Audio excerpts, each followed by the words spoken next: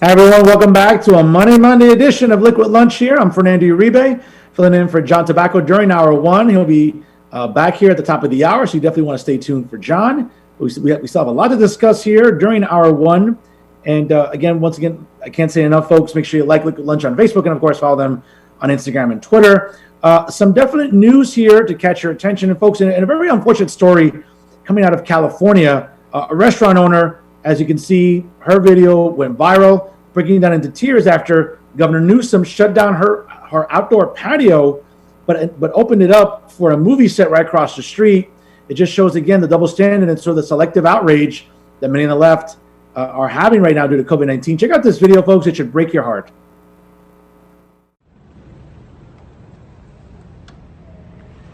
So this is my place, the Pineapple Hill Grill and Saloon. If you go to my page, you can see all the work I did for outdoor dining, for tables being 7 feet apart. And I come in today because I'm organizing a protest, and I came in to get stuff for that. And I walk into my parking lot, and obviously Mayor Garcetti has approved this. Has approved this being set up for a movie company.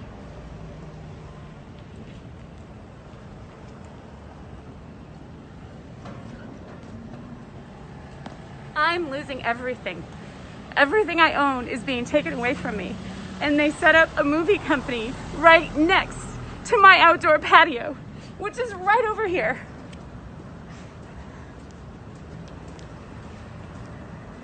And people wonder why I'm protesting and why I have had enough.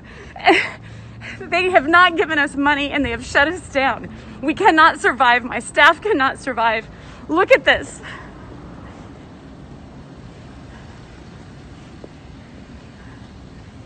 Tell me that this is dangerous, but right next to me as a slap in my face,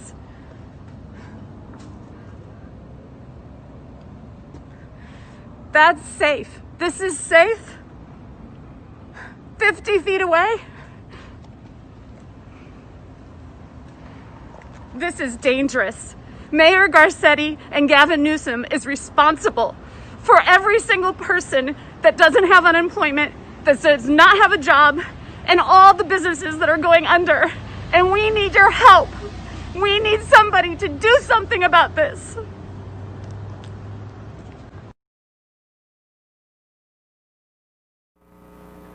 Folks, I don't know about you. I've watched this video go viral over the weekend, and it breaks my heart to see this poor woman who you can tell shares the sentiment of so many small business owners, not just in California, which is run by an incompetent governor, okay, an incompetent state legislature, to say the very least. And look what's happening to her. What's happening to her is going on all across this country.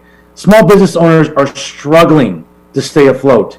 They're not getting aid from their state governments, and of course, we're seeing many Democrats in Congress that are holding up COVID-19 relief packages because they want to sort of fund their own little pet projects or bail out incompetently run states with bailout money. Folks, small businesses need to survive. And when I see Governor Gavin Newsome eating at a very, sort of like, bougie French restaurant, in Los Angeles, and not, without a care in the world, while fellow Californians are struggling to pay their bills, to pay their rent, to put food on the table, to keep their businesses afloat. I mean, could you hear the despair in that woman's voice? I know I did. And if it didn't break your heart, folks, I'm sorry, then I don't know what to tell you. Then you lack a soul, okay? And I'm not trying to be hyperbolic here by saying that. Because when I watched that video, it reminded me of so many business owners here in New Jersey where I live, or even across the river in New York, that have had their life savings put into their businesses.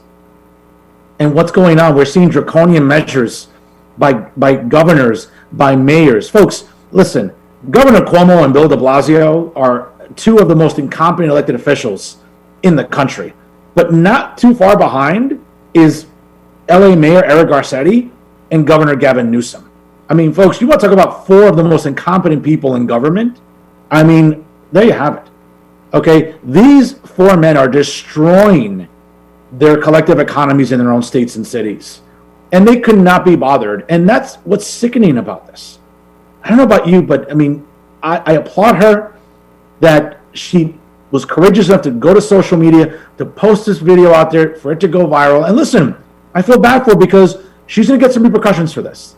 She's going to get some backlash. She's going to hear some vitriol. And unfortunately, it's all undeserved, because what she's trying to do is speak out for so many people in her city, in her state, even for around the country, that are fed up with this COVID-19 double standard that many liberals and Democrats are trying to put forth. They would rather have you dependent on government for the rest of your life than to have any sort of autonomy, than to have any sort of financial and economic independence.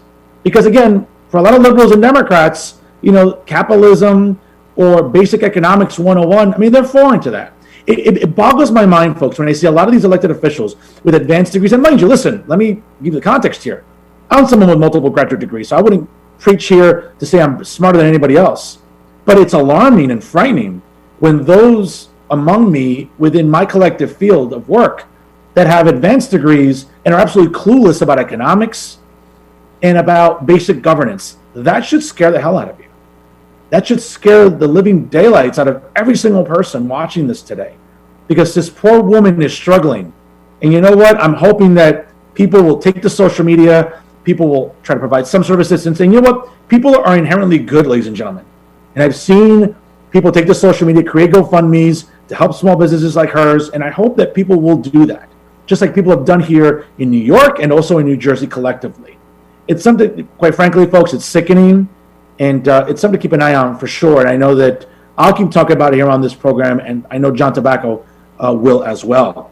Folks, another thing that, quite frankly, should really boil your blood here. The World Health Organization has advised that lockdowns are indeed a terrible idea and could have catastrophic consequences. Now, here's something just to keep in mind, sort of a graphic here that I'm hoping that you can check out, where we're seeing, again, population growths, and we're seeing also the spikes and the impact of certain pandemics, whether it be at the start of the 20th century with the Spanish flu, whether it be looking at the Hong Kong flu of 1968, the flu in 2018, and even now COVID-19. Folks, the World Health Organization is making it very clear. And remember, this is an organization that many elected officials, not just in the United States, but around the world, were relying on for accurate information as it pertained to COVID-19. And now the World Health Organization is telling us that lockdowns are proving to be a terrible idea. But you know what? When you talk to elected officials locally here in New York and New Jersey or other parts of the country, you wouldn't know it, because they still think that lockdowns possible that could be coming on a second round of them could indeed be proved to be effective. And folks, we learned the first time that they weren't. Yes, I understand we have to wear a mask and practice responsible social distancing, but if lockdowns were supposed to curtail the virus and reduce it to it being non-existent, well, guess what? Spoiler alert, it didn't work. What makes you think lockdowns are going to work the second time around? So that's why I think that, when I throw the word tone deaf around, okay, it's the perfect way to describe our elected officials here in the United States. More so liberals and those who are Democrats, because it's these blue cities and blue states that are ruining the American economy. Folks, let me tell you something. I'm watching over the weekend, businesses closed down. And for anyone that lives in New York City, okay, prior to working in academia, okay, I worked in nightlife and hospitality. And I enjoyed going around New York City for years to different venues.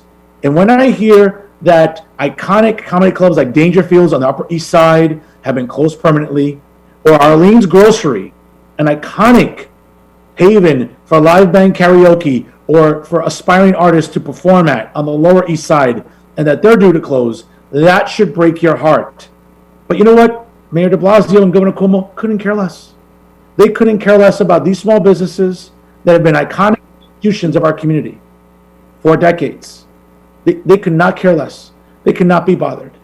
And that should upset you, and that should outrage you. And that's why you're seeing people at Mac Public House in Staten Island voicing their approval for the public house's general manager and their ownership. That's why John Tobacco and Ian Smith from South Jersey, from the famous Belmar gym, the Attilas gym down in Belmar in South Jersey, have taken to social media, have gone in front of cameras to tell everyone what's going on is wrong. It's punitive. And this is something, you know what? If the World Health Organization now, remember folks, we had to listen to them before. Well, guess what? We need to start listening to them again because they're telling us that lockdowns aren't working and they're not going to work. But for some reason, the tone-deaf politicians who run these blue cities and blue states, for some reason, they're not hearing it. And they should hear it. They should hear it every day from all of you, whether it be on social media, taking to the streets again, doing it peacefully, because we want to be like those BLM, all these Antifa idiots that don't know how to protest peacefully. We can get our message across by being loud, by being emphatic, by being law-abiding also, but most importantly, by being outraged. That's the way we're going to get to these people in power, and that's how we're going to make them listen to us. Because you know what, folks? They need to listen to us. It's been going on far too long. Folks, we'll be right back here with some more news of the day and other important items right here as Money Monday continues on a liquid lunch right here on Biz TV.